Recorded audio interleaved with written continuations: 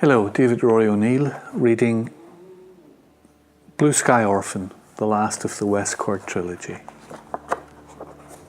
The Mercedes Sprinter minibus was laid out in a luxury club arrangement. Emma grabbed Julie and sat in the front seats, with Emma facing forward to Julie. I hate to sit facing back. Hope you're okay there. On the pair of seats alongside sat Captain Sean Mulligan on his first.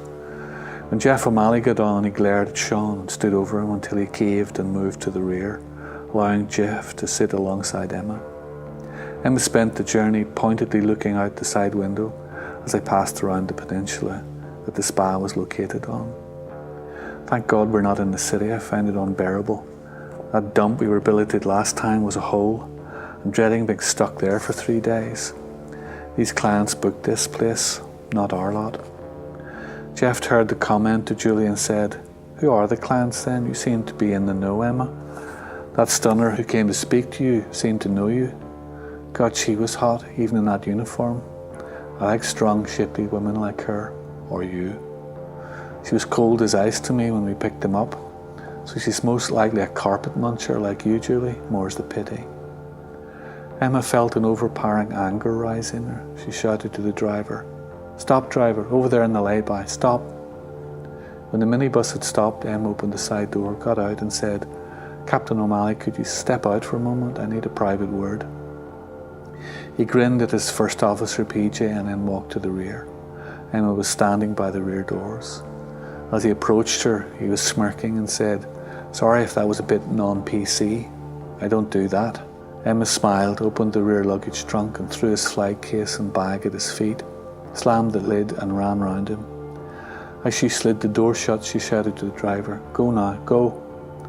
O'Malley had gotten to the side door and had to let go in a hurry as the bus accelerated away. PJ was grinning, as was the rest of the crew. They soon began to laugh and cheer as they looked back at the dumbfounded O'Malley. PJ said, "He doesn't know where we're staying. What's he going to do?" "He'll stew, I'd say." "Don't worry, PJ, I'll give you the address soon enough and you can ring him. You have his mobile, I take it," said Emma. Julie was gazing adoringly at Emma and giggling as PJ said, yes, he had Jeff's number. Emma waited until he reached the resort before giving PJ the address to text O'Malley. He got a reply quickly asking for Emma's phone number. Emma refused to give it. The crew was assigned a group of 3 adjoining 2-bedroom chalets. They faced the sea and were not overlooked. They had a small pool. The pools were not really for serious swimming, as one could only do 5 strokes across its widest point. Julie was standing looking at the lovely views when Emma came past her and shallow dived into the pool. She swam across underwater and surfaced, making a contented squealing ooh sound that suggested refreshment but slightly shocking chill.